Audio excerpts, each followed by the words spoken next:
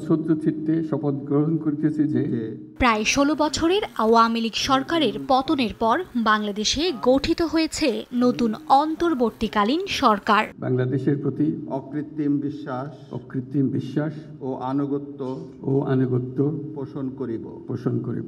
বৃহস্পতিবার রাত ৯টায় বঙ্গভবনে শপথ গ্রহণ অনুষ্ঠান সম্পন্ন হয়। অন্তর্বর্তীকালীন সরকারের প্রধান উপদেষ্টা অধ্যাপক ডক্টর মোহাম্মদ ইউনূসের নেতৃত্বে ১৪ সদস্যকে শপথ পাঠ করান রাষ্ট্রপতি মোহাম্মদ শাহাবুদ্দিন। যথাযথভাবে আমার কর্তব্য পালনের প্রয়োজন ব্যতীত বাংলাদেশের অন্তর্বর্তীকালীন সরকারের প্রধান উপদেষ্টা ডক্টর মোহাম্মদ ইউনূস ১৯৪০ সালে ২৮ জুন চট্টগ্রামের হাটহাজারীর বথুয়া গ্রামে জন্মগ্রহণ করেন শান্তিতে নোবেলজয়ী এই অর্থনীতিবিদ। তিনি গোটা বিশ্বে নোবেল শান্তি পুরস্কার, United States presidential medal of freedom এবং United States congressional gold medal এই ৩টি সম্মানে ভূষিত হওয়া ৭ জন ব্যক্তির একমাত্র বাংলাদেশি। এ পর্যন্ত ২৪টি দেশের বিভিন্ন বিশ্ববিদ্যালয় তাকে ৬১টি সম্মানসূচক ডিগ্রি, ১০টি দেশ রাষ্ট্রীয় সম্মাননা সহ মোট ৩৩টি দেশ ১৩৬টি সম্মাননায় তাকে ভূষিত করেছে। ঢাকা বিশ্ববিদ্যালয় থেকে অর্থনীতিতে এমএ সম্পন্ন করে উচ্চতর শিক্ষা নিতে ১৯৬৫ সালে ফুলব্রাইট স্কলারশিপ নিয়ে প্রফেসর ইউনূস পাড়ি জমান মার্কিন যুক্তরাষ্ট্রে। ১৯৭১ সালে ভ্যান্ডারবিল্ট বিশ্ববিদ্যালয়ের graduate program in economic development থেকে অর্থনীতিতে পিএইচডি ডিগ্রি অর্জন করেন। ১৯৬৯ থেকে ৭২ সাল পর্যন্ত মার্ফিসবোরোতে মিডল টেনেসি স্টেট ইউনিভার্সিটিতে অর্থনীতির সহকারী অধ্যাপক ছিলেন। ১৯৭১ সালে বাংলাদেশের মুক্তিযুদ্ধের পক্ষে সমর্থন আদায়ে যুক্তরাষ্ট্রে একটি নাগরিক কমিটি প্রতিষ্ঠা করেন প্রফেসর ইউনূস।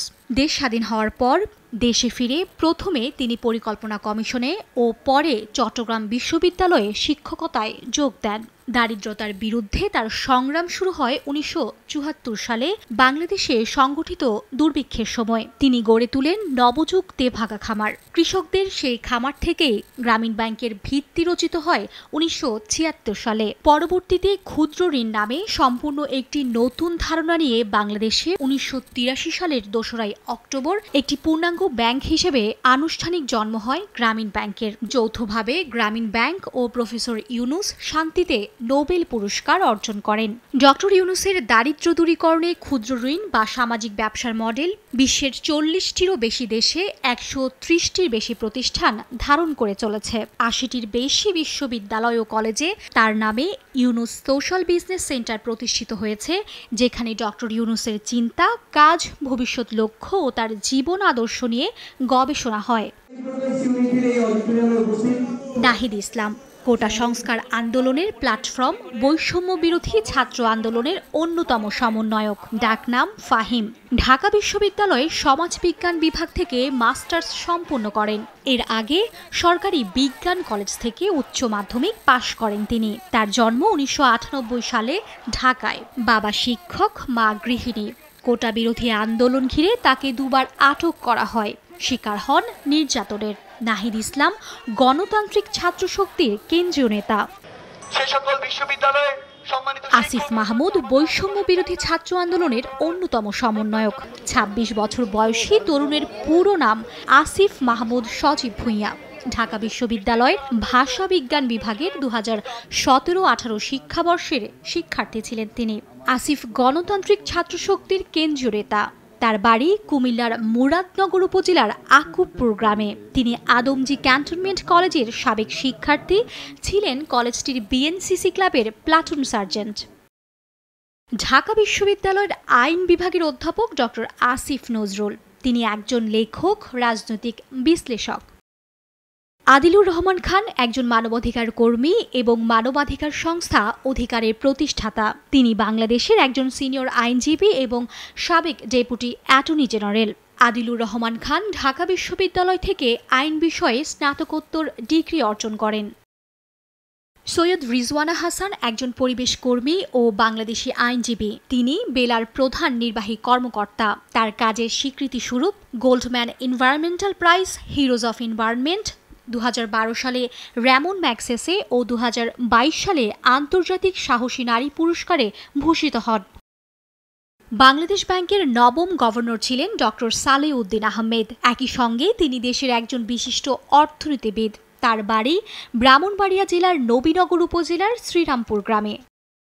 অবসরপ্রাপ্ত brigadier general M Sakhawat Hossain একজন সামরিক ব্যক্তিত্ব, বুদ্ধিজীবী ও লেখক। তিনি 2007 থেকে 12 সাল পর্যন্ত বাংলাদেশ নির্বাচন কমিশনের কমিশনার ছিলেন।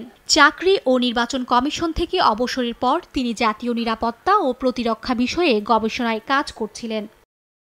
হাসান আরিফ ফখরুদ্দিন আহমেদের নেতৃত্বে সাবেক তত্ত্বাবধায়ক সরকারের আইন, বিচার ও সংসদ বিষয়ক মন্ত্রণালয়, ভূমি এবং ধর্ম মন্ত্রণালয় বিষয়ক উপদেষ্টা হিসেবে দায়িত্ব পালন করেছেন।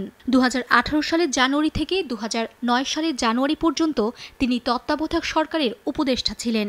এর আগে হাসান আরিফ 2001 থেকে 2005 সাল পর্যন্ত বাংলাদেশের অ্যাটর্নি জেনারেলের দায়িত্ব পালন করেন।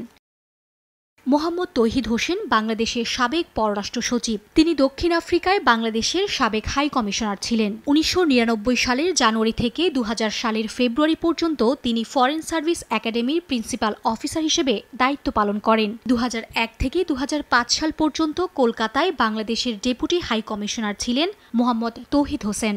এছাড়া 2006 থেকে 9 সাল পর্যন্ত পররাষ্ট্র সচিবের দায়িত্ব পালন করেন তিনি। ঢাকা বিশ্ববিদ্যালয় থেকে ইতিহাস বিষয়ে স্নাতকোত্তর সম্পূর্ণ করেন মোহাম্মদ তৌহিদ হোসেন। অধিকার ভিত্তিক সংগঠন ব্রতির সমাজ কল্যাণ সংস্থার প্রধান নির্বাহী কর্মকর্তা হিসেবে দায়িত্ব পালন করে আসছিলেন শারমিন মুর্শিদ। সংস্থাটি 2001 সাল থেকে প্রান্তিক জনগোষ্ঠী, বিশেষ করে আদিবাসী জনগণের অধিকার আদায়ে কাজ করে আসছে। অন্তর্বর্তী সরকারের উপদেষ্টা ফারুকী আজম বীর প্রতীক। মহান মুক্তিযুদ্ধের একমাত্র সমন্বিত যুদ্ধাভিযান অপারেশন জ্যাকপট চট্টগ্রাম বন্দরে আক্রমণের জন্য গঠিত ওই অভিযানিক দলের উপ অধিনায়ক ছিলেন ফারুকী আজম। তার বাড়ি চট্টগ্রামের হাটহাজারীতে। অন্তর্বর্তীকালীন সরকারের উপদেষ্টা ফরিদা আক্তার একজন লেখক, গবেষক ও আন্দোলনকর্মী। ফরিদা আক্তারের জন্ম চট্টগ্রাম জেলার চন্দনাইশ থানার হারলা গ্রামে। তিনি চট্টগ্রাম বিশ্ববিদ্যালয়ে অর্থনীতিতে পড়াশোনা করেছেন। নারী উন্নয়ন, স্বাস্থ্য, কৃষি, মৎস্য সম্পদ, তাঁতশিল্প, গার্মেন্টস শিল্প ও শ্রমিক, জনসংখ্যা এবং উন্নয়নমূলক বিষয়ে নিবিড়ভাবে দীর্ঘ প্রায় 3 দশক ধরে কাজ করছেন তিনি। উন্নয়ন বিকল্পের নীতি নির্ধারণী গবেষণার নির্বাহী পরিচালক হিসেবে দায়িত্ব পালন করে আসছিলেন ফরিদা আক্তার। নতুন অন্তর্বর্তীকালীন সরকারের 16 উপদেষ্টার মধ্যে আছেন সাবেক রাষ্ট্রদূত সুপ্রদীপ চাকমা। তিনি বর্তমানে পার্বত্য চট্টগ্রাম উন্নয়ন বোর্ডের চেয়ারম্যান হিসেবে কর্তব্যরত রয়েছেন। 2023 সালের 24 জুলাই তাকে নিয়োগ দেয়া হয়। সাবেক রাষ্ট্রদূত সুপ্রদীপ চাকমার জন্ম 1961 সালের খাগড়াছড়ির কমলছড়িতে। তিনি ঢাকা বিশ্ববিদ্যালয়ের মার্কেটিং বিভাগের ছাত্র ছিলেন। এর আগে তিনি মেক্সিকো ও ভিয়েতনামে বাংলাদেশের রাষ্ট্রদূত হিসেবে দায়িত্ব পালন করেন। আফম খালিদ হোসেন একজন দেওবন্দি ইসলামী পণ্ডিত। তিনি নতুন গঠিত অন্তর্বর্তীকালীন সরকারের উপদেষ্টার দায়িত্ব পেয়েছেন। খালিদ হোসেন হেফাজতে ইসলাম বাংলাদেশের সাবেক নায়েবে আমির, ইসলামী আন্দোলন বাংলাদেশের শিক্ষা উপদেষ্টা। তিনি নেজামে ইসলাম পার্টির ছাত্র সংগঠন ইসলামী ছাত্র সমাজের কেন্দ্রীয় সভাপতি ছিলেন। বিধান রঞ্জন রায় পেশায় একজন মনোচিকিৎসক। তিনি জাতীয় মানসিক স্বাস্থ্য ও হাসপাতালে মনোচিকিৎসা বিভাগের পরিচালক ও অধ্যাপক হিসেবে কর্মরত রয়েছেন। গ্রামীণ ব্যাংকের চেয়ারম্যান নূরজাহান বেগম। তিনি 2010 সালে ব্যাংকটির চেয়ারম্যান হিসেবে নিযুক্ত হন। এর আগে তিনি নোবেল বিজয়ী প্রতিষ্ঠানটির ভারপ্রাপ্ত ব্যবস্থাপনা পরিচালক পদে দায়িত্ব পালন করেন। মার্জিয়া মুমু, সময় সংবাদ, ঢাকা।